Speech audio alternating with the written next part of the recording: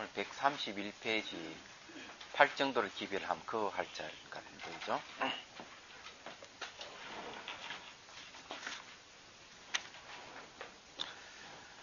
자, 이 37조도품 중에서 이제 8정도, 이 8정도가 이제 마지막 부분이네요. 또 한 무리는 8정도를 얻음으로 8정도의 모습을 얻고, 그래서 8정도의 능치와 능이 치유하는 것과 소치 치유할 대상을 얻고, 그래서 8정도의 닦음을 얻고, 그래서 8정도의 아직 나지 않는 것을 나게 하는 것을 얻고, 그래서 8정도의 생하게 하는 것을 얻고 나서 견고하게 몸을 잊지 않고, 그래서 갑절로 닦아 등 넓게 하는 까닭으로 그 아는 바를 기별하였습니다. 8정도로서 이제 깨달음을 얻는다는 걸 이 얘기를 합니다. 근데 이제 이 8정도에 대해서 이제 이건 좀 공부를 좀 해야 돼요.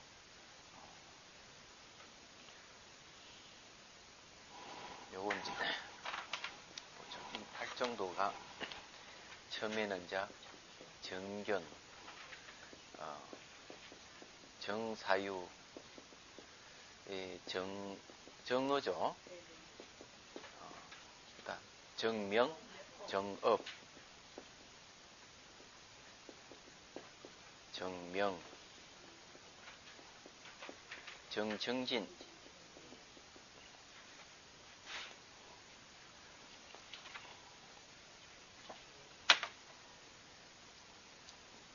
정밀할 정자 이래 쓰죠. 정진, 정염, 정정. 요거는 제가 좀 나눠보면은요, 정견하고 정사는 해에 속합니다. 그 다음에 정업은 이제 개에 속하고요.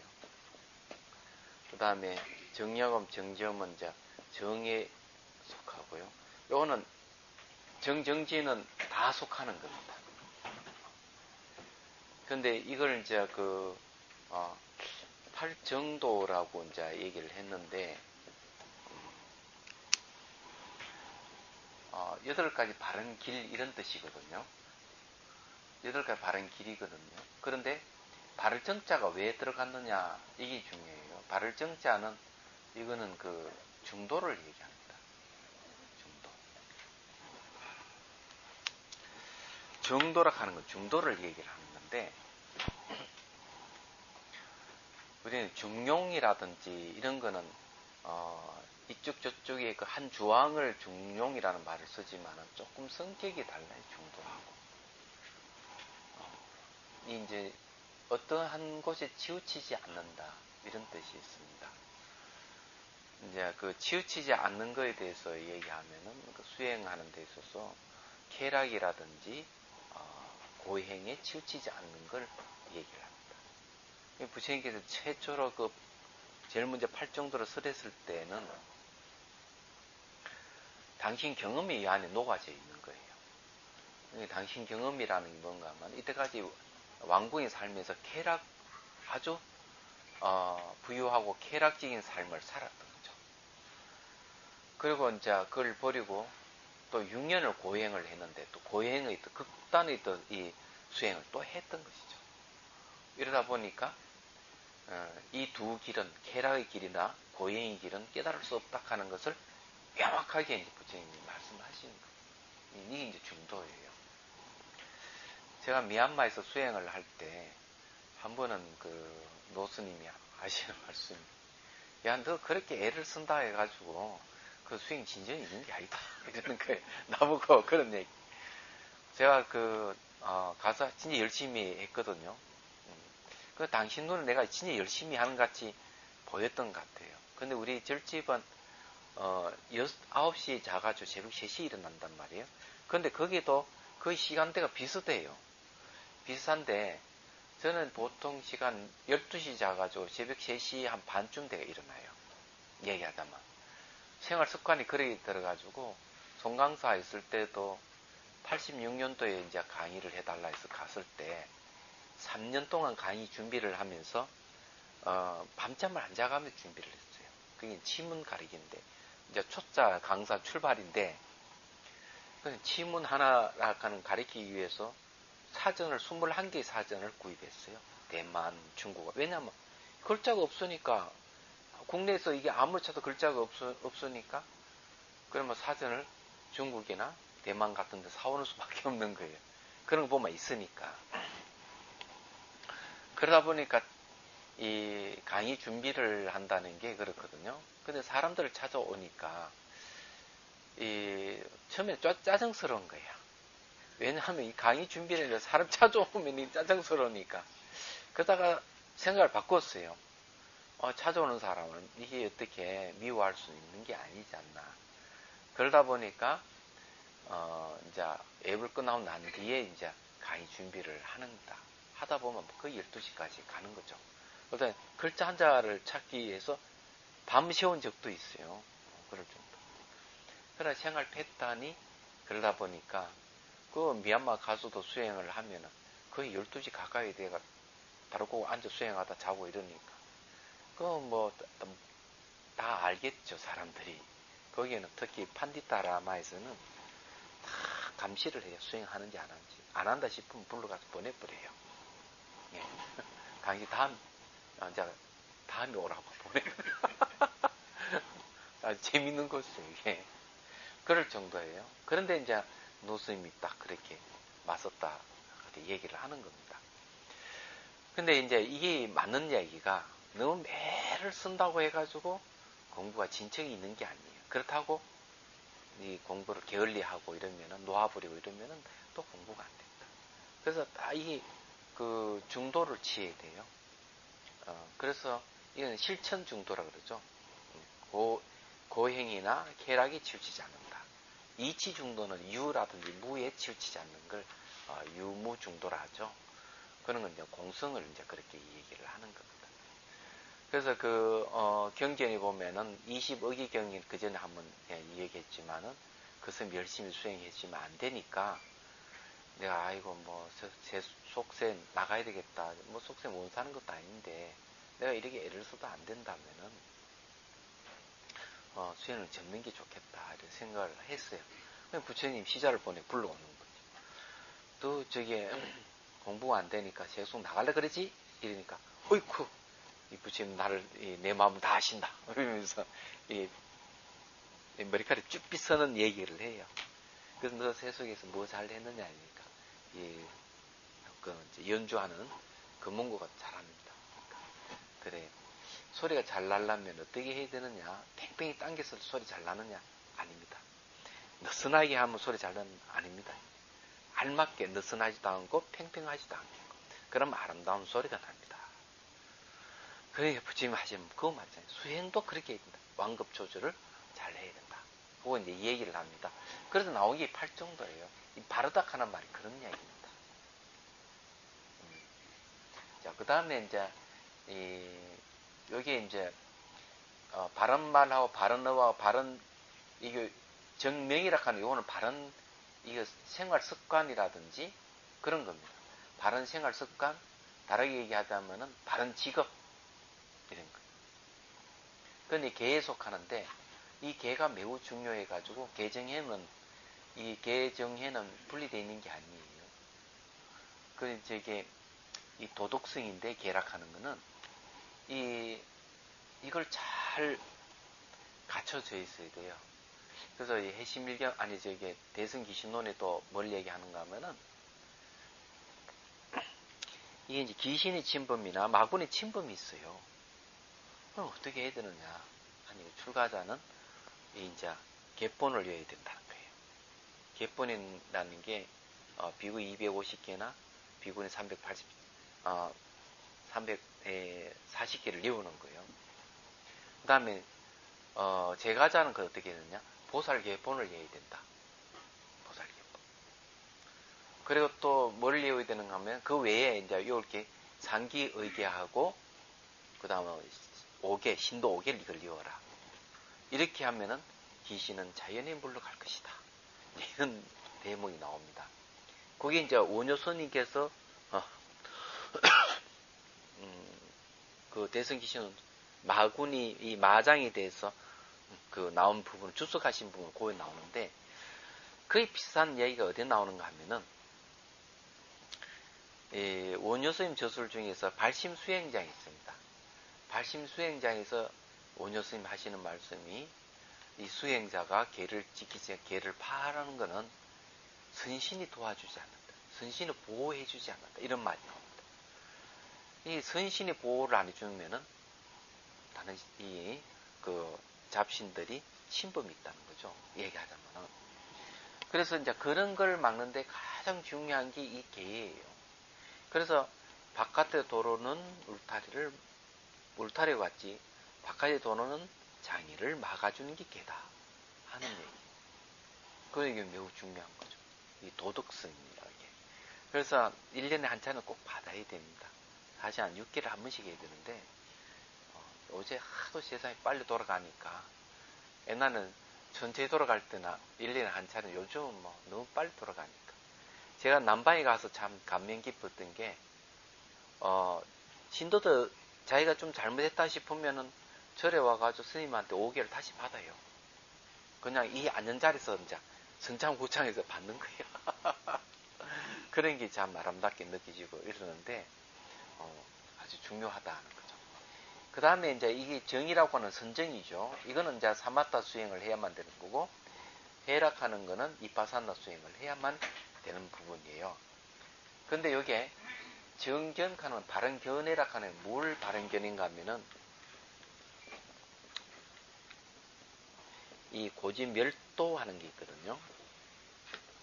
고지멸도에 이게 괴로움은 반드시 이게 알아야 될 부분이고 괴로움의 원인은 완전히 끊어야 될 거고 그 다음에 고통은 고통이 소멸한 열반은 반드시 정덕해야 되는 거고 이거는 팔정도 반드시 실천해야 될 것이다.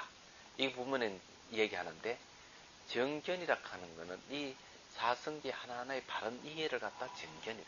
이게 출발입니다. 얘기하자면. 그러면 정사는 뭐냐면요. 바른 사유인데 이거는 그걸 얘기합니다. 견양의 성격이 있습니다.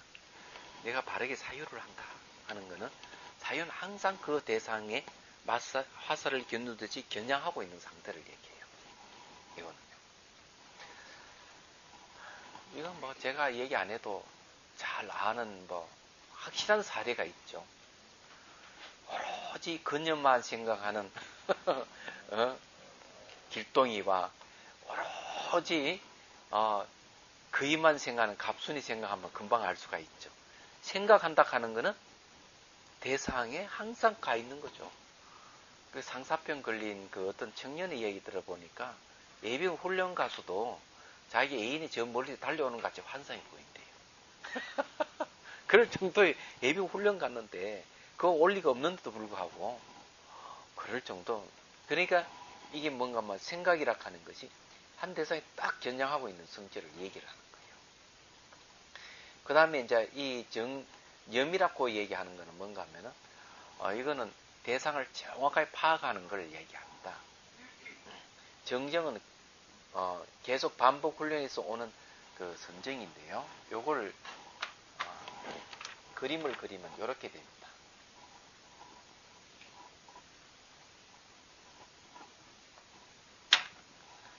여기 이제 여기서 사람이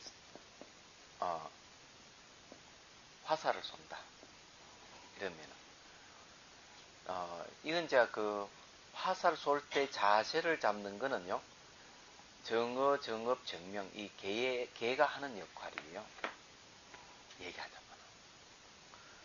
그러면은 정견이라 하는 거는 뭔가 하면 이 내가 화살을 쏘겠다 하는 이 전체 사항을 잘 아는 걸 얘기합니다. 정사라 하는 거는 이제 화살을 들고 겨냥을 하는 겁니다. 여기에 표적으로 딱 겨냥을 하고 있는 게 정사예요. 얘기하죠. 그 다음에 이제 이 염이라 하는 거는 화살을 쏘아가지고 관역이 맞추는 거예요. 관역이 맞았냐 안 맞았냐 확인해가는 게 정염이에요. 얘기하자면은 이걸 반복 훈련하는 것이 정진이고 정정이라 하는 건 이 반복 훈련했을 때 내 마음의 상태가 아주 고요했다는 얘기입니다. 그랬을 때 다시 어디로 가는가 하면 정정에서 다시 정견으로 옵니다. 정견에서 정견으로 쭉 갔다가 다시 정견으로 와요. 그럼 여기 뭔가 깨달음이에요. 정견. 그래서 이게 반복했을 때 화살을 정확하게 맞고 진실을 안다 하는 겁니다. 얘기하자면. 팔정도를 이제 얘기하자면 저렇게 얘기를 할 수가 있습니다. 이 모든 수행은 개정이 사막에서 사실은 안 벗어나거든요. 안 벗어나기 때문에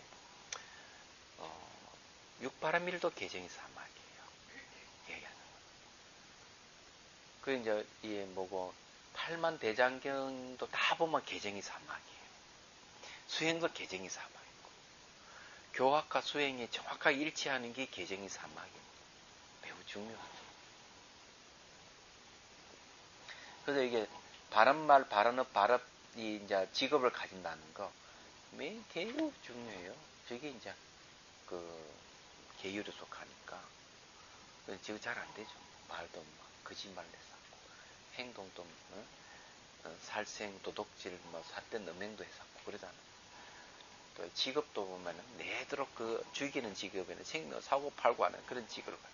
그러니까 좋은 거 하나도 없죠. 그는 직업이 바꿔야 돼요. 얘기하자면 그 저기 뭐고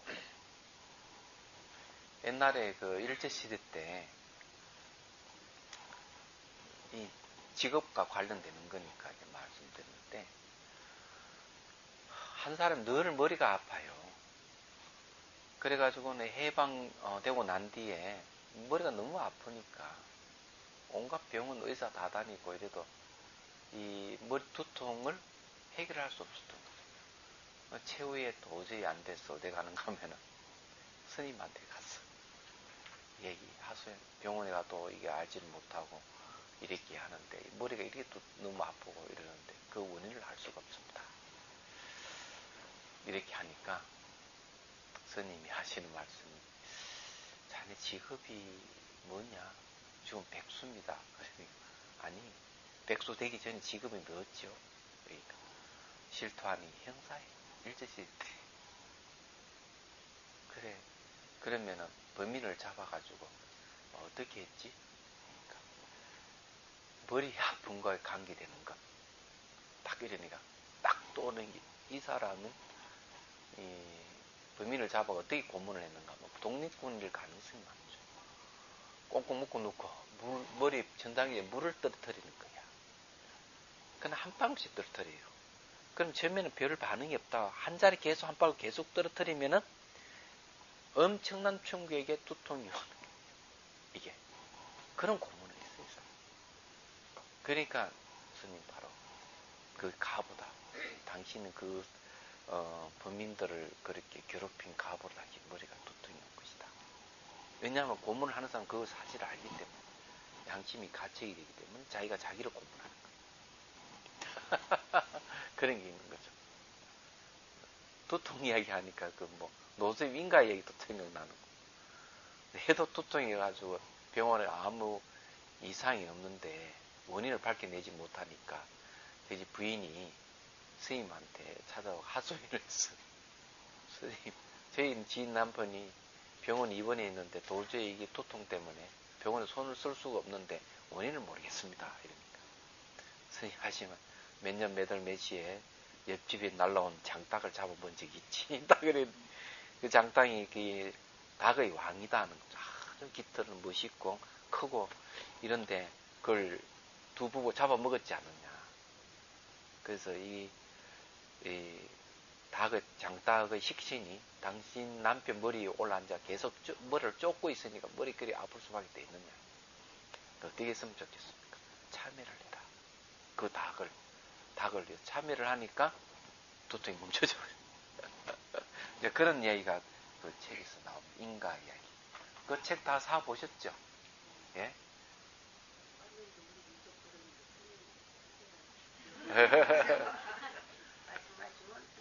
그래요?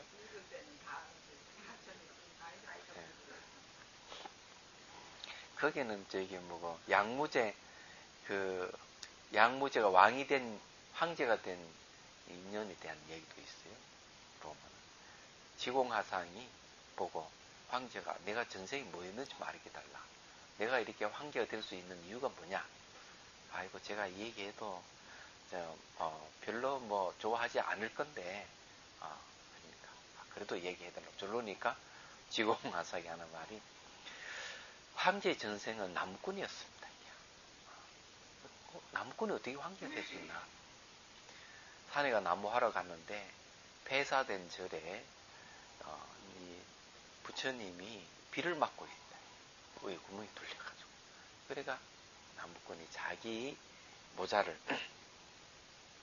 머리에 쓰고 있는 모자를 부처님 머리에 이렇게 씌워준 거예요. 그래 이제 그 나무꾼이 그런 인연으로 이 생에 와서 황제가 되었습니다. 부처님을 법왕이라고 하잖아요. 그런 인연. 자, 그런 거. 그런 얘기도 나옵니다. 황당한 얘기 같아도 재미있는 얘기가 많이 나와요.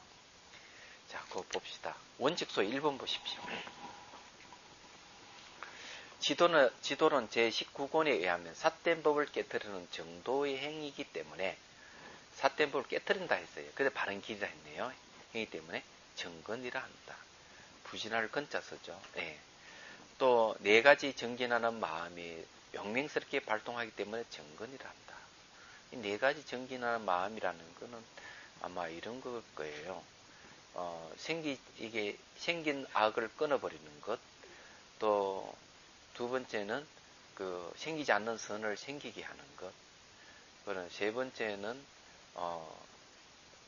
앞으로 일어날 악을 미리 일어나지 않게끔 하는 것. 그 다음에 이제 생기지 않았던 선을 더욱 생기게 하는 것. 뭐 이런 걸 거예요. 정진이라고 하는 게 정밀할 정제, 나아갈 진짜인데 수행을 하게 되면 이제 그런 현상이 생깁니다. 그 체성을 분별하면, 체성은 본질이죠. 크고 작은 여러 가르침은 다 정진으로 체를 삼는다. 맞는 거예요. 팔정도에 이 정진에 의해서 좀 다 돌아가는 겁니다. 정진은 다 해당하는 겁니다, 이게. 자, 신족이란 이 사신족, 우리 전번에 배웠던 사신족에 대한 이야기입니다. 이 사신족은 뭔가 하면은 욕정정심 사유죠. 이건 삼매하고 관련되는 거예요. 사신족이란 이른바 사신족이니 부지런한 마음으로 삼매를 관하려는 것이다. 구사론에 의하면 무엇 때문에 선정을 신족이라고 부르는가? 온갖 신경스럽고 묘한 덕이 의지하기 때문이다 라고 하였다. 사실은 선정에서 모든 덕이 나와요. 공덕이 선정을 통해서 쏟아져 나온다. 깨달음도 선정에서 나오는 겁니다. 그래서 이게 마음이 고요해진다는 것은 거기서 덕이 쏟아져 나온다고 생각하면 대단하죠. 그걸 누가 얘기했는가 하면은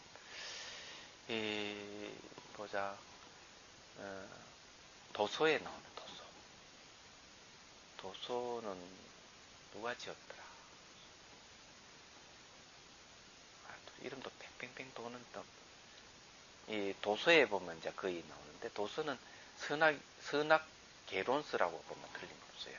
근데 강원에서 이제 배우는 건데, 근데 모든 이게 공덕은 삼매에서 나온다 이런 말을 합니다. 그럼 여기서 신령선을 묘한 덕에 의지하기 때문이다라고 했단 말도 일리 있는 것 이유죠. 지도론에 의하면 마음을 거두어 인연 가운데서 안온하기 때문에 여의족이라고 한다. 자, 마음을 거둔다는 말은 무슨 말인가 하면은 마음이 내대로 바꿔도 대상을 향해서 계속 나가기 때문에 흘러나가는 마음을 거두면은 편안해질 수밖에 없어요. 또 사정건을 행할 때에 마음 등이 산란해짐으로 선정으로 마음을 거두들이기 때문에 여의적으로 한다라고 했다. 또 지혜와 선정의 힘 등으로 소원을 다 이루기 때문에 여의적이라고 한다라고 했다. 여기 이제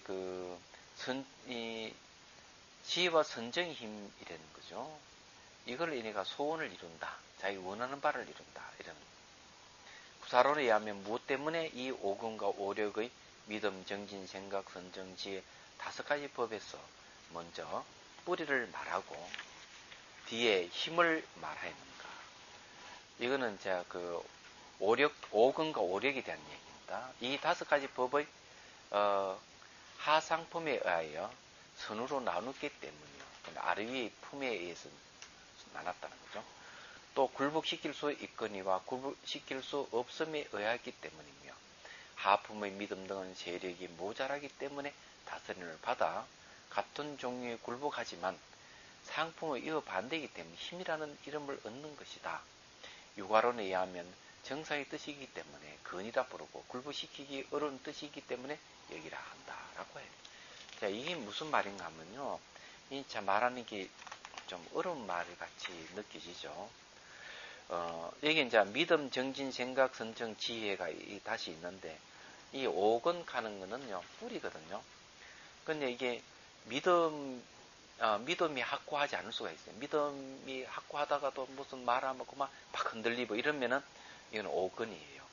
근데 오력해버리면은 첫 번째 그 믿음이 견고해가 어떠한 의심이라든지 어떠한 비방이라든지 하더라도 그 믿음을 굳건히 가지고 도리어 그 힘으로 그런 의심을 없애는 거죠. 근데 이제 오건이 정진 같은 거는 막 하다가 정진하다 하고 막 게으름이 막 나오고 이러는데 그건 오건의 정진이지만 오력으로 가면은 정진의 힘이 생겨가지고 그런 게으름이 안 생기는 거죠. 생각도 그렇고 선정도 그렇고 지혜도 그렇다는 거죠. 근과 그의 뿌리와 힘의 차이를 갖다가 얘기를 한 겁니다. 그 다음에 묻는다. 각지란 무슨 얘기는 칠각지를 얘기합니다. 각지라 하는 것은 깨달음의 고리, 깨달을 수 있는 인연, 깨달음의 요소 이런 뜻이에요. 답한다. 능히 깨닫기 때문에 각지라고 깨달음의 갈래가 되기 때문에 각지라한다. 그리고 어떤 애는 이것은 능히 깨닫기 때문에 각지라고 한다라고 하였다. 이게 이제 그 깨달음의 갈래가 되기 때문에 이런 말을 했는데 이 칠각지가 뭔가 하면 깨달음의 요소예요. 근데 이런 게 잘 갖추지만 진짜 깨달음 얻는 것이죠. 칠각지는 우리 앞에 공부했습니다. 공부했는데 그 중에 한 가지 이제 얘기를 하자면 희각지라고 하는 게 있어요. 희각지. 7개 중에서 이 희각지는 뭔가 하면 마음의 선법을 얻어서 기뻐하는 것이다 이러는데 이 수행을 하다가 이제 몸이 사라진다든지 하면은 몸은 내도 아니고 내 것이 아니다 하는 어떤 지혜를 얻죠. 그건 선법을 얻은 거예요. 그럼 기쁨이 생기는 거예요. 진실을 아는 거예요. 알기 때문에. 근데 몸이 고통이 일어나는데 고통을 잘 관찰해 보니까 역시 고통을 일으킨 주체나 실체가 없음을 알았다. 그럼 기쁨이 생기는 거예요. 근데 희각지인데 이거는 기쁨이라 하는 깨달음의 요소예요. 이런 게 왜 중요하면 요즘 같이 얘기하자면은 무의식 속에 저장되어 있는 부정적인 심리가 없어버려. 기쁨이 일어나면. 얘기하자. 그래서 생각이 부정적인데다 긍정적으로 돌아서 버리는 거예요. 생각이 긍정적으로 딱 돌아서 버리면은 문제는 달라지는 거예요. 얘기하자면. 이 우울증 환자들 있잖아요. 우울증 환자들은 이 혈류 양이 이렇게 피가 머리로 가고 혈류 양이 작답니다. 얘기하자면. 그래서 신경세포 사이 시냅스 활동이 거의 안 일어나는 상태죠. 활발해야 되는데. 근데 기쁨은 뭘 얘기하는가? 도파민이 이제 신경전달 물질인 치유물질 중에 도파민이 생긴 거예요. 머릿속에서. 이런 게 생긴다 하는 건 뇌 세포가 굉장히 왕성히 활성화되는 거죠. 신경세포 사이에 시냅스가 활발하게 신경전달 물질을 전달하고 있는 거예요. 그러니 도파민, 세로토닌 이런 게 많이 생기는 겁니다. 그러면은 이것이 이제 몸하고 다 이게 머리에서 다 연결되어 있기 때문에 몸이 이제 건강해지는 거죠. 그리고 머리에 혈류량이 많이 이렇게 가는 겁니다. 제일 좋은 방법이 뭐냐 하면은 학습하는 겁니다. 학자들 이구동성으로 뇌를 젊게 하려면은 이거 공부를 해야 된다. 그렇죠? 나이 많은 분들은 보수적이라고 하지만은 내과학에서 원래는 그렇지 않다. 나이 많은 분들은 훨씬 진취적이다. 이 뇌가 그만큼 활성화되어 있기 때문에.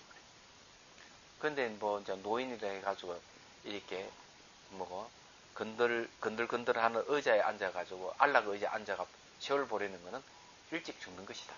뇌과학자들이 얘기. 나이가 많을수록 열심히 더 공부를 해가 뇌가 젊어지고 그러면 내 몸이 젊어지고 이러는 거죠. 이야기한다. 그러니까 학습을 많이 해야 된다. 그런 거죠. 그러니까 학습을 한다 하는 접촉이에요. 접촉. 그 뇌과학자들이 뭘 얘기하는가 하면 어린아이들도 이렇게 쓰다듬어 주고 이렇게 해주니까 이 뇌가 빨리 자라는 거예요. 훨씬 빨리. 그리고 육체적 성장이 빠르고 아이들이 칠삭둥이 팔삭둥이 아들 쓰다듬어 주고 이렇게 문지르 주고 막 대화를 하고 이러니까 네, 아주 중요하죠. 영향을 받기 때문에 그런 건데 근데 기쁨이라 하는 게 그렇게 중요하다. 그런 그 다음에 묻는다. 만일 그렇다면 하나여야 하고 여섯은 아니어야 한다. 근데 왜 하나만 되는데 왜 여섯? 하나만 되는데 여섯은 왜 딸려 있느냐 이 말이죠. 답한다. 위에 설한 가운데 6가지는 바로 각지로서 깨달음을 거스르지 않고 나음을 따르는 것을 각지라고 한다. 그리고 어떤 일은 그것은 각의 관례이기 때문에 각지라고 한다라고 하였다. 그는 깨달음을 거스르지 않고 나음, 뭘 나눈다는 얘기겠죠. 이런 걸 이제 얘기를 하는데, 갈래가 6갈래라 꼭 하나에 되는 건 아니다 하는 걸 설명하는 부분이에요. 묻는 만일 그렇다면 6이어야 하고 하나는 아니어야 한다. 답한다. 택법은 꼭 각지임서 또한 각이지만 다른 6은 바로 각지요 각이 아니다. 이것은 정견이 바로 도이면서도 도지인 것과 같은 것이다. 라고 해서 자세한 설은 적어놓은 것 같다. 이 말은 무슨 말인가 하면 택법각지는 각지지만 또한 깨달음이라는 거죠. 택법각지가.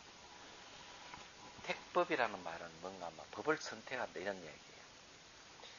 이 말은 매우 중요한데 법을 선택한다는 말이 무슨 말인가 하면 이런 거예요. 상대가 나를 비난했다. 비난을 했을 때 보통 감정이 솟구쳐 와가지고 막 화가 나죠.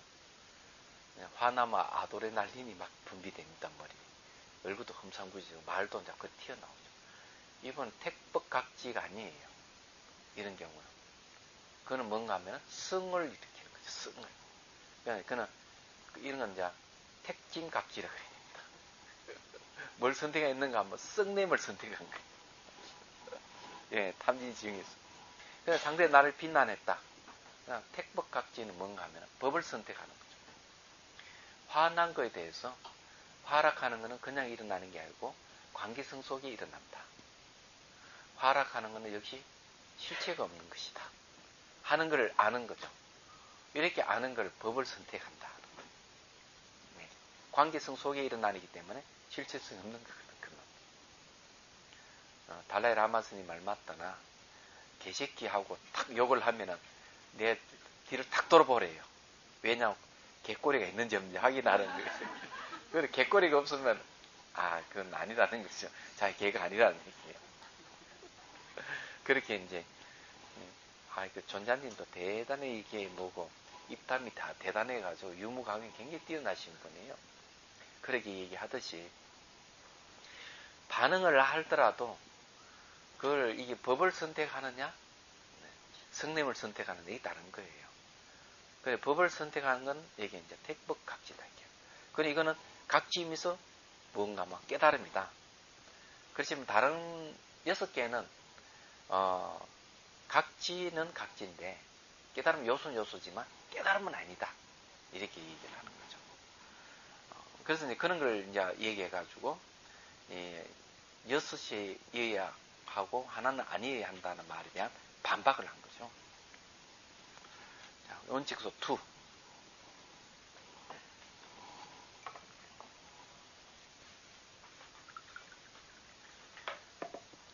택멸이라 하는 거 있는데 택멸이라 하는 말은 무슨 말인지 모르죠. 멸을 선택한다.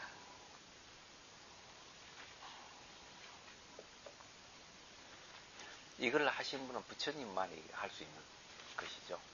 멸을 선택한다. 예를 들어가 누구와가 막 욕을 했다. 부처님께서 이제 욕을 얻어먹었어요. 어느 바르몬이 와가지고 막 욕을 하니까 욕하는데 이유도 이제 어떻게 양가의 자제를 꼬셔가 출가를 왜 시켰냐 그러면서 욕을 한 거예요. 그냥 부처님이 막 듣고 있다가 욕이 끝나니까 만약에 당신 집에 손님이 자주 온다면 뭘 대접할 것이냐 음식을 대접합니다. 그래요. 손님이 그 음식을 먹지 않는다면 그 음식을 누가 먹지? 주인이 먹지요. 마찬가지 당신은 나한테 욕을 했지만 내 욕을 안 받아들이면 이 욕을 어디로 가지요? 당신이 가지 않느냐고. 근데 여기에 중요한 게 뭔가 하면 굉장히 단순한 일인데 여기에 이제 택멸이 들어가 있는 겁니다. 멸하는 거는 이제 고통과 고통의 원인의 소멸한 걸 얘기하거든요. 그게 멸인데 상대가 막 욕을 하면 막 감정이 올라오고 막 이래야 되잖아요. 이러면 고통스러운 고통이 오는 거예요. 근데 부처님은 멸을 선택한 멸의 다른 이름은 또 공성을 이야기합니다. 근데 상대는 뭘 하다 감정이 안 일어나는 거예요. 이게 관계성 속에서 일어나는 건 다 연기고 공하기 때문에 하다가 다 알기 때문에 그런 것이죠. 그래서 냉정을 잃지 않고 딱 이렇게 상대를 깨우쳐 줄 수 있는 거죠. 자, 그 다음에 도지란 무덤 8정도입니다. 8도지란 거예요. 악치 중생을 구제하기 때문에 도지라고 하고 악치락 하는 거는요. 치락 하는 갈래를 얘기합니다. 나아가는 갈래. 그럼 이거는 세 개가 있어요. 지옥, 악이, 축생입니다. 하나 더 보태면 아수라까지 얘기할 수 있습니다. 이는 중생을 구제하기 때문에 도라고 하고 8정도를 하게 되면은 바로 이제 그게 이제 생각의 흐름, 번뇌의 흐름이 거쳐져요. 그럼 윤회를 하지 않게 됩니다. 그래서 이제 악지 중생을 구제하기 때문에 도지라 하고 도의 관리가 되기 때문에 도지라 한다. 그러 어떤 이는 말하기를 이것은 악지 중생을 잘 구제하기 때문에 도지라고 한다라고 하였다. 악지 중생을 구제한다는 말을 왜 이제 그런 말을 하는가 하면은 다른 게 아니에요. 우리 살아가면서도 지옥 속에 사는 사람이 있고 악이 속에 사는 사람, 아수라 속에 사는 사람, 축생 속에 사는 사람 많거든요. 그러면 그 사람은 악지 중생이에요. 그리고 앞으로 그렇게 살면서 앞으로 지옥 악의 축생으로 떨어질 사람들, 그런 사람도 악지 중생이죠. 그래서 수행하면 이제 이런 일이 없다는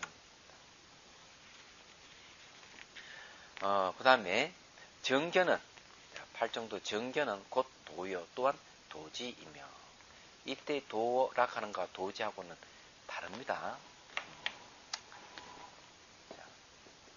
도하고 도지가 있습니다. 이게 이제 8도지거든요. 이거는 이제 8정도지입니다. 또는 이때 도라고 하면은 이거는 이제 진리 자체 다르마 법을 얘기하는 거죠. 법을 얘기한다면은 도지라 하는 갈래를 얘기하는 거예요. 그래서 보통 8정도 이래 버리면은 8가지 바른 길 이렇게 하면은 이 도자를 잘못 오해를 해가지고 진짜 깨달음의 도로고 생각을 할 수 있는데 그게 깨달음의 도로보다는 8개의 바른 갈래로 보는 것이 정설적으로 맞는 것이죠. 단 정견은 제가 각이라 했잖아요. 깨달음이라 했잖아요. 그걸 빼놓고 얘기하는 거예요. 그 여기서 그 얘기입니다. 다른 건 다 도지 도가 아니다. 그것은 택법이 곧 각이면서 또한 각지이지만 다른 여서는 곧 각지요 각이 아닌 것 같다. 이렇게 정견은 도이면서 또한 도지이다 한다는 것은 기억을 할 필요가 있어요. 도락하는 말도 여러분 이해가 안 되는 분 계시죠? 도하는 게. 도락하는 것은 이제 길이란 뜻이지만은 보통 이제 진리를 갖다가 도라고 말을 씁니다. 동양에서는. 불교에서는 법이라는 말을 쓰죠. 법. 진리를 법이라는 말을 쓰고 다른 말은 불성, 일심, 진리 이런 말을 다른 말로 쓰는데 그렇게 보시면 어려운 건 아니다. 그 다음에 묻는다. 칠각지와 팔정로 어떤 위에 의하여 말하는가? 이 위 하는 거는 위치를 얘기하죠. 그러나 이건 매우 중요해요. 이거는 깨달음의 경계를 설명하는 부분입니다. 네. 자, 답한다. 이게 매우 중요하니까요. 제가 이 초판본에 이게 있었는지 모르지만 이걸 제가 찾아 넣었어요, 사실은요. 지금 대성에 의하면 지도론의 두 설이 있는데 그것은 대비바사론, 잡진론, 중변론과 같은 칠각지를 견도위라 하고 팔정도를 수도위라고 하였다. 자, 칠각지는 견도위예요. 그러니 이게 수행을 하면서 기쁨이 생긴다든지 또 법을 선택하는 택법각지라든지 알아차림 잘 된다는 정각지라든지 이런 게 막 생기는 건 굉장히 중요한 거예요. 근데 그런 칠각지 전체를 이제 견도위에 있다는 것은 바로 초지 경지입니다. 진여의 자리에 머무는 경지를 얘기합니다. 진여라고 하는 것은 허망하지 않아서 진이요, 바뀌지 않아서 여라고 하는, 우리 마음이 허망하지 않고 바뀌지 않는다는 거죠. 왜냐하면 마음이 본래 공성이기 때문에 그래요. 그래서 그렇기 때문에 그게 견도의 경지가 진여의 자리에 머물러 있다는 거죠. 자, 그 다음에 팔정도 수도이라 했다. 이거는 뭘 얘기하는 가? 견도위를 지나가지고 수도라고 얘기하는 건 선천적인 번뇌를 없애가는 겁니다. 얘기하자면 견도위까지는 후천적인 번뇌가 다 사라져 버렸잖아요. 수도위는 이 드러나지 않는 번뇌를 없애가는 게 수도위라고 해요. 그럼 드러나지 않는 심식은 두 가지가 있죠. 드러나지 않는 심식 두 가지. 하나는 자아의식인 말라식을 얘기하고 하나는 아리아식을 얘기합니다. 말라식과 아리아식은 잠재되어 있는 거고 그걸 무의식이라고 하잖아요. 그럼 여기서 일어난 번뇌를 없애가는 게 수도위예요. 자, 혈량론에서는 칠각지를 견도위에 있다 하고 팔정도 가운데 정견은 견도위, 수도위에 다 통한다고 하니 나머지 칠정도는 오직 수도위라고 했다. 자, 정견을 견도위, 수도위에 다 통한다 했는데 정견이 바로 깨달음이기 때문에 그래요. 그래서 제가 정견을 깨달을 각자라고 얘기했던 이유, 그겁니다. 정견이 시작해 정정에서 다시 정견을 깨닫는 겁니다. 정견을 이제 깨달을 각이라고 얘기하는 이유, 그거예요. 유가론에서는 칠각기를 견도위라 하고 팔정도 가운데 정어, 정업, 정육만을 수도위라고 나머지는 따로 말하지 않았다. 정어, 정업, 정명이라고 이거는 이제 계에 속하는데 이걸 수도위라고 한다 이랬는데 이거는 무슨 말이냐면요. 이게 이제 계락하는 것도 굉장히 중요해요. 계도 수행이기 때문에. 그래서 이제 이지가 뭐 초지는 이제 뭘 얘기하는가 하면 환희지라고 합니다. 초지가 환희지라고 얘기하는 거는 이 수행하면 초지 경이 들어가면은 부처님을 날마 칭견할 수 있는 거예요. 초지부터 부처님 날마 칭견을 할 수 있고 정토에 가서 늘 분문을 들을 수 있는 거예요. 선정이 들어가지고 부처님 계신 정토에 가는 거예요. 그래서 부처님 늘 칭견하는 늘 기쁨이 생기는 환희지라 그래요. 얘기하죠. 그 다음에 두 번째 제2지가 이제 이지 이름을 잊어먹었는데 이구지 때를 여는 이구지는 뭔가 하면은 바로 그거예요. 계율하고 되는 거예요.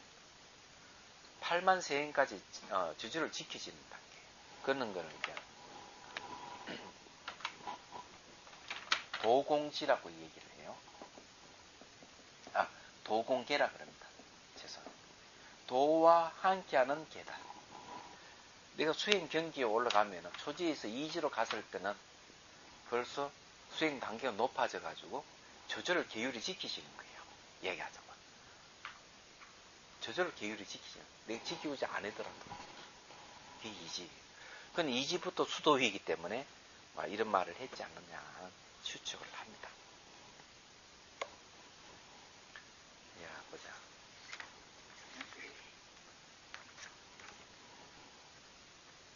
이제 본문으로 소홀 이제 끝나고 본문 들어갑니다. 야, 우리 교리 공부 참 어렵게 했습니다.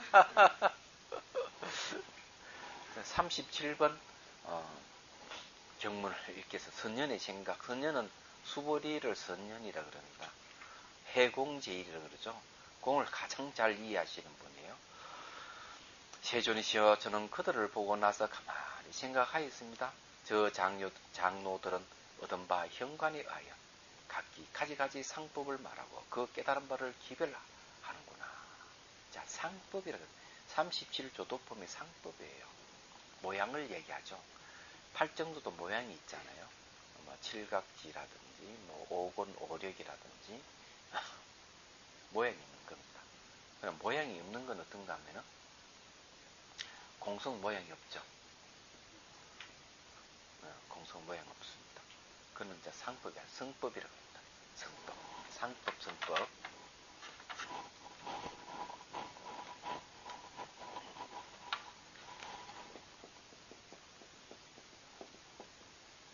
이때 법이라 하는 현상을 얘기하죠. 그러기에 상법이에요. 이 교리가. 그러면은 성의제를 얘기를 하면은 이 성의제는 이거는 성법이에요. 성법, 성법이라 할 수 있죠. 모양이 없는 겁니다. 반대로 얘기하자면. 그래서 이 현관에 의해 각기 가까이 상법을 말하고 그 깨달은 바를 기별했다. 깨달은 바를 표현을 했다 이거죠. 사람들에게. 현관이라는 말은 뭘 얘기하느냐? 이 상법하고 관련이 있는 거죠. 현관.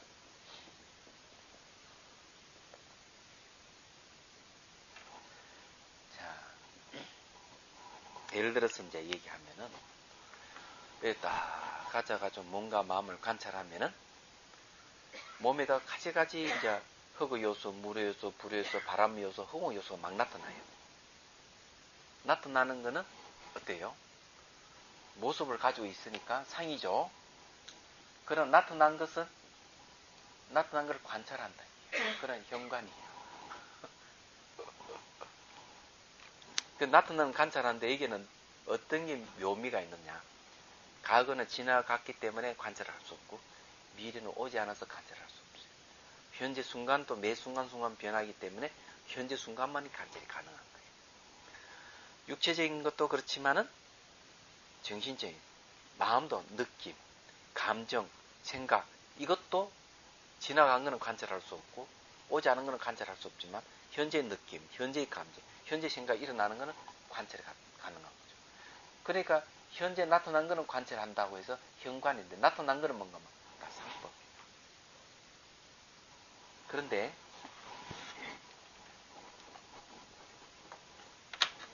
우리 생각이 보면은 감정이든 생각이든 쭉 올라오다가 내려갔다가 올라오다가 내려가다 생각이 생겼다 사라졌다 생겼다 사라졌다 이러거든요.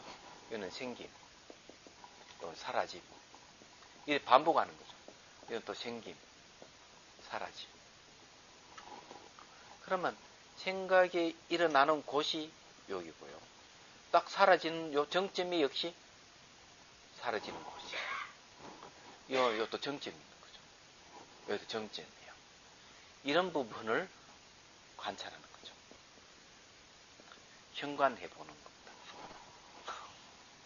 그럼 발견할 수 있느냐? 이 자는 아무것도 없죠. 이런 자리를 보면은 마음의 본성을 볼 수 있다 그랬어요. 마음의 본성을 보면 공성입니다. 공성을 볼 수 있는 자리. 그래서 이 자는 상법이 아니에요. 성법이에요.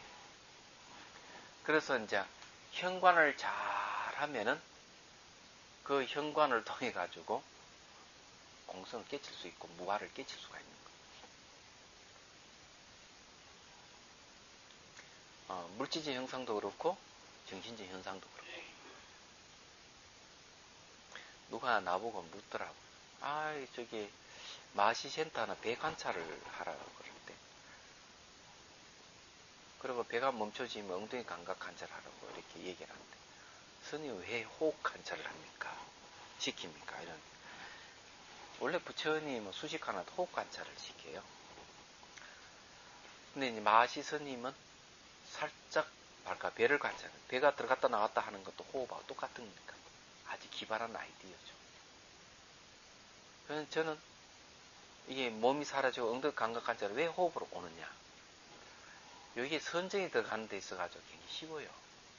이 길이. 왜냐면 선정이 딱 들어가려고 그러면은 징조가 나타나요. 징조. 호흡 관찰하다 보면 의식이 가슴으로 딱 내려오는 거예요. 이게 선정이 들어가는 징조를 얘기해요. 의식 가슴으로 내려오는 거예요.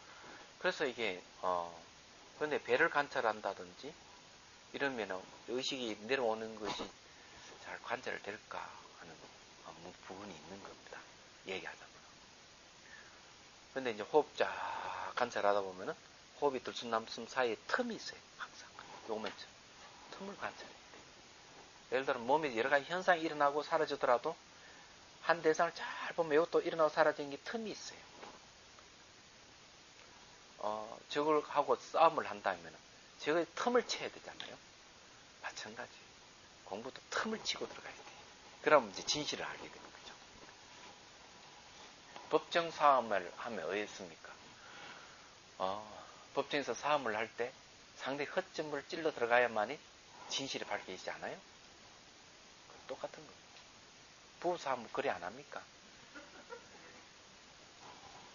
그 오늘 저기 TV 보니까 이 사람 하루에 2시간씩 나는 바람을 피웠습니다. 이제 보여주는 거야. 사람들 집에 갔는데 일주일 동안 했네. 그 왜 그러느냐니까 마누라한테 들켜가지고 반성한다고. 그 TV 놔두고만. 그러니까 딱 그렇게 허점을 보이면 한 번에 날아갈 수가 있죠. 근데 그 바람 피워도 이렇게 그 정도로 거침을 보면 그것도 봐준 거네 그 얘기죠. 옛날에 남자들이 바람을 막 피워도 그냥 아무 짓도 요즘은 잘 안 되는 모양이 돼. 예? 그 여자도 같이 바람 피우는데 그런 것도 있더라고요. 이 아내가 바람 피우는 걸 잡아내는 방법 이런 거 신문이 나왔더라고요. 신문이. 가르쳐 드릴까요? 일단 말하는데. 근데 그게 이제 허점을 잡아낸다는 것 때문에 그런 쪽으로 발전했죠. 한 가지 얘기하면은 음식을 하지 않고 가게 가서 음식을 사온다.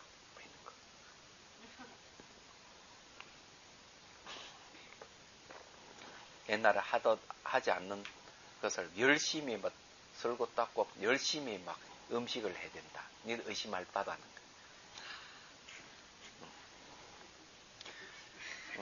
평소에 화장을 10개 하다가 두껍게 한다. 그것도 의심해야 된다는 거지. 별것 다 나와요. 그런데 사실은 그런 건 윤회의 길이죠. 그런 걸 잡아내서 뭐가 하게. 예? 사람 똑같이 난주되면 죽을 때면 다 똑같이 죽거든요. 근데 그 습이 나고 다음 생에 나면 또 거짓 한단 말이에요. 근데 아예 그런 현상들의 본질을 깨뜨려 보는 이 현관을 해야 돼요. 얘기하자면. 현관을 하게 되면은 진짜 이제 상법을 통해서 승의제를 깨달을 수가 있는 거예요, 이게. 자, 또 봅시다. 또한 저 장로들은 모두 다 정상만을 품고 정상만에 굳게 집착한 까닭으로 승의제의 일체에 두루 하는 한맛의 상을 알지 못한다는 걸 알았습니다. 한맛의 상, 일미상이죠. 한맛이라 하는 게 뭔가 하면은 바로 공성을 얘기합니다. 이 상법의 특징이 뭐냐면은 자, 이것도 이제 상법의 특징을 알죠. 상법. 상이라 하는 현상의 특징이 뭔가 하면은 차별입니다. 이 높낮이가 다 있는 거죠. 그는 반대로 일미라 하는 거는 이거는 공을 얘기하는데 이건 높낮이가 없어요. 차별이 없는 거예요. 너무 대별되죠. 그래서 이걸 성품성이라고 얘기하는 이유가 그거죠. 우리 승의제를 얘기하는 일미상이다 하는 말 그런 건 얘기를 합니다. 다른 게 아니에요. 그걸 봐야 된다. 하나 딱 깨뜨려. 모동 차별하고 있는 그 본질을 깨뜨려 봐야 된다. 이런 이야기죠. 정상만이라 하는 거는 자기 몸 깨달았으면서 깨달았다고 착각하는 걸 정상만이라고 했죠. 그런 걸 얘기를 한다. 근데 여기 이제 그 현관대에서 한마디 더 할게요. 초기 현견에 보면은 그 제목 이름을 무슨 현자 무슨 경인데 이제 이 스님이 이제 생각을 하는 거예요. 아니 이 스님이 이제 새벽에 이제 정진하고 난 뒤에 온천에 가서 자 이렇게 목욕을 딱 하는데 나오니까 하늘 그러니까 천인이 있죠. 천신이 턱 나타나가지고 무슨 질문을 해요. 질문을 하는데 그게 무슨 개손 극인데 그런데 잘 모르겠어요. 그냥 이거는 분명하게 기억하는데 그냥 질문을 이제 하니까 스님이 이걸 이제 알지를 못하는 거라 고민이 되는 거라. 아이 천신이 와서 질문하는데 내가 이걸 알 수가 없다니. 그 천신이 당신 모른다면은 부처님 가서 한번 물어보시오. 그런데 이게 부처님 가서 이제 가가 예를 드리고 아침에 이제 새벽에 이렇게 온천에 들어갔다 나오니까 천신이 이렇게 질문을 하는데 제가 잘 모르겠습니다. 부처님 알게 주십시오. 하는 내용이 뭔가 하면은 이런 내용. 과거는 지나가서 없고 미래는 오지 않아서 현재도 매 순간 변한다. 이 이야기를. 나중에 그 자료가 있으면은 나중에 한번 그걸 가지고 한번 공부를 하면 좋겠다 하는 생각. 하도 오래돼가지고 몇 년 지나가 다 까먹었어요. 그는 과거는 지나가서 없고 미래는 오지 않은 현재도 매 순간 변하면 면물 수가 없다면은 무주죠. 이야기하자면 무주를 머물 수 없다. 근데 이 무주에 머무시는 분이 누구냐 하면은 부처님이 무주에 머무는 데 없는데 머무는 거는 부처님만이 할 수 있다. 왜냐하면은 무주를 깨닫게 되면 자기 집 아닌 게 없는 거예요. 그래 되는 겁니다. 근데 그게 뭔가 하면 일미입니다. 그 자리가. 과거, 현재, 미래를 딱 세우는 거는 일미세계 아니고 상법이죠.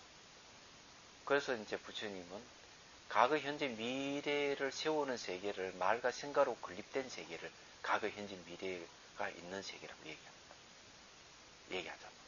그러면은 과거, 현재, 미래가 서지 않는 세계는 말과 생각을 떠난 세계예요. 그런 세계입니다. 그건 일미입니다. 자, 38번 경문이에요. 선년의 세존을 찬탄함. 이러한 까닭으로 세존께서는 매우 묘하시고 세존께서는 잘 말씀하셨습니다. 세존께서 말씀하신 대로 성의제의 모습은 미시하고도 매우 미시하며 매우 깊은 것 중에 가장 깊은 것, 통달하기 어렵고 매우 통달하기 어려운 일체의 두루하는 한 맛의 모습입니다. 일체 두루하다면은 일미입니다. 일체 두루한 것은 한 맛이라는 거죠. 이게 우리가 차를 마실 때 그 맛을 얘기하는 게 아니고요. 공성을 얘기합니다. 공성. 비에는 내재하는 실체가 없다는 거죠. 그런 거를 일어나고 사라짐이 없는 것. 증거하거나 감소하는 게 없는 것. 더럽고 깨끗함이 없는 것을 얘기합니다. 그게 한 맛이에요.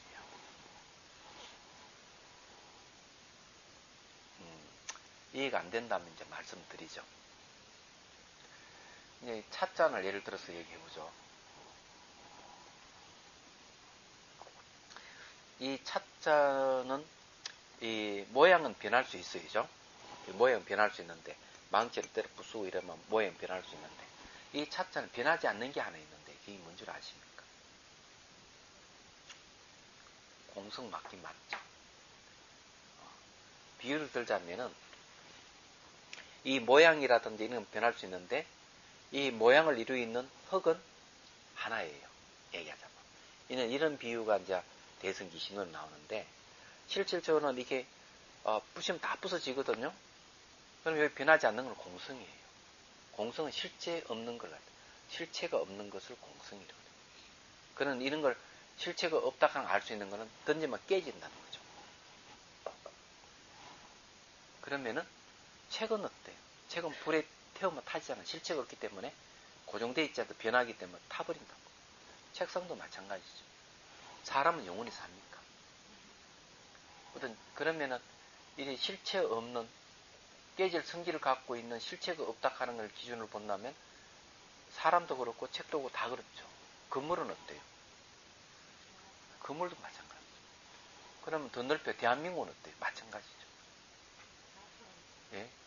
요즘 항상 파괴가 일어나고 대한민국의 파괴 4대강을 때때려 부수고 있잖아요. 그죠? 실체성이 없는 거예요. 그 다음에 또 지구는 어때요? 지구도 변하기 때문에 실체가 없는 거예요. 우주도 마찬가지. 실체 없다 하는 거 보면 하나로서 실체 없는 것을 전부 다 얘기할 수 있습니다. 지구도 없어져요. 경전이고 막 언젠가는 불이 타서 없어진다고 얘기를 합니다. 비가 막 우주간에 비가 내리고 또 불이 나고 그러니까 다 없어진다. 청전 도론에 나올 거예요. 그 제자들이 부처님이요. 그러면 지구가 없어지면 타서 없어진다는데 그럼 저희들은 어떻게 됩니까? 부처님 걱정하지 말아라. 다른 환경으로 다시 이동을 한다. 이동하니 걱정할 필요가 없대요. 근데 이렇게 없어지는 거죠. 그건 실체성이 없다 하는 쪽으로 전부 다 얘기죠. 반대로 실체가 없기 때문에 이것과 저것이 인연을 만나면 모양을 점점 이루죠. 실체가 없기 때문에 모든 것이 삼남만상 우주에 다시 이루어지는 거예요. 아이가 태어나고 건물이 서고 이러는 거예요. 말하자면. 그래서 이게 파괴되든 생기든 공통점은 실체가 없다 하는 것은 똑같은 겁니다. 내재하는 것이 없다. 이 내재하는 것이 없는 걸 갖다가 일미라고 합니다. 내재 없는 건 얻은 게 다 똑같기 때문에 한 맛이라는 거죠. 그래서 이 차 명상하면서 차 맛을 그렇게 맛을 보면은 맛 속에 맛이 없음을 알 수가 있는 거죠. 차향 속에 맛없고요. 참 맛 속에 맛없어요. 그렇지만 차향과 차 맛은 잊지 못하는 겁니다. 그러죠?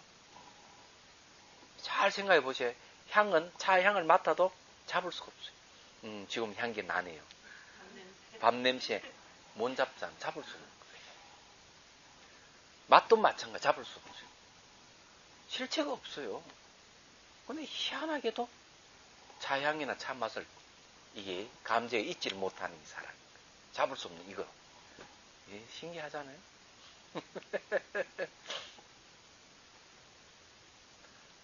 시를 한 대 적어드릴까요? 기억하죠? 그 다음에 봅시다. 세존이시여 이 성스러운 가르침 안에서 수행하는 비구도 성의제 일체에 두루 하는 일미 한 말씀의 모습을 오히려 통달하기 어려워 하는데 하물며 외도 드리겠습니다. 비구들도 어렵다 이게. 근데 있는 게 왜 우리에게 필요하냐 얘기하면은 진짜 필요하죠. 우리는 그 모습에 끄달려 살면서 진실을 모르고 살잖아요. 그러면서 욕심을 내고 화내고 온갖 의심을 하고 또 막 절망하기도 하고 그런 심리가 일어나잖아요. 그래서 이제 현상에 끄달리지 말아라. 현상의 본질의 일미를 알게 되면은 모든 인연이 이치이기 때문에 집착할 것도 없고 성낼 것도 없고 절망할 것도 없다 하는 걸 알게 되는 거죠. 이야기하자면 진실을 알면 대자연이 되는 거예요. 이야기하자면. 그래서 우리가 이걸 공부를 하는 거예요.